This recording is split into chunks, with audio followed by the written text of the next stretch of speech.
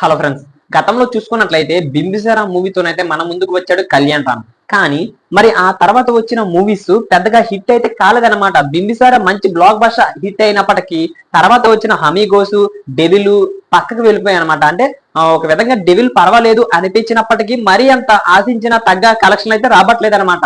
So ఇప్పుడు ఖచ్చితంగా కూడా ఎన్టీఆర్ అదే మన ఎన్కేఆర్ 21 మీద అయితే ఆ ఎక్స్పెక్టేషన్స్ అయితే పెరుగుతాయి అంటే ఖచ్చితంగా కూడా పెరుగుతాయి అనే విధంగా అయితే మనకైతే తెలుస్తుంది. ఇప్పటి వరకు మన కళ్యాణ్ రామ్ కెరియర్ లోని పెట్టని బడ్జెట్ ఈ మూవీకి పెడతారా అంటే పెడుతున్నట్టు మనకైతే తెలిసిపోతుంది అనమాట. సో ఈ మూవీకి సంబంధించిన డైరెక్టర్ ప్రదీప్ సిల్కూరి అనే కొత్త యంగ్ డైరెక్టర్ అయితే మన ముందుకైతే పరిచయం చేస్తున్నాడు కళ్యాణ్ రాము. నిజంగా ఇది ఒక ప్రయోగాత్మక మూవీ అని కూడా చెప్పుకోవచ్చు. మన కళ్యాణ్ రాము, రవితేజ ఇలాంటి హీరోస్ ఉన్నారు అంటే ఎప్పుడు కూడా కొత్త డైరెక్టర్స్ అయితే ఛాన్సెస్ అయితే ఇస్తూ ఉంటారనమాట.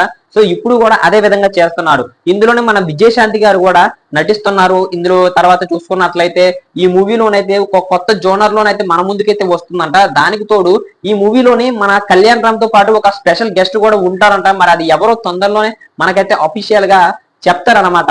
ఇప్పటికే ఆల్రెడీ ఈ మూవీ ఫైనల్ షూట్ కి దగ్గరలో ఉంది. కానీ మరి ఎందుకు మూవీ నుంచి అప్డేట్స్ రావడం లేదో ఫ్యాన్స్ కి అయితే చాలా డిసప్పాయింట్ గా ఉన్నారనమాట.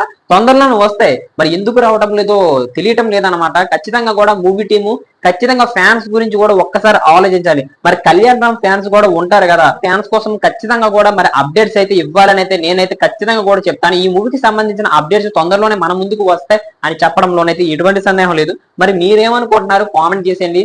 మరి ఎలాంటి అప్డేట్స్ కోసం ఛానల్ సబ్స్క్రైబ్ చేసుకొని బెల్ ఐకాన్ అయితే క్లిక్ చేసుకోండి. అప్పుడే మనం పెట్టే ప్రతి వీడియో మీ వరకు చేరుకుంటుంది అనమాట. Thank you.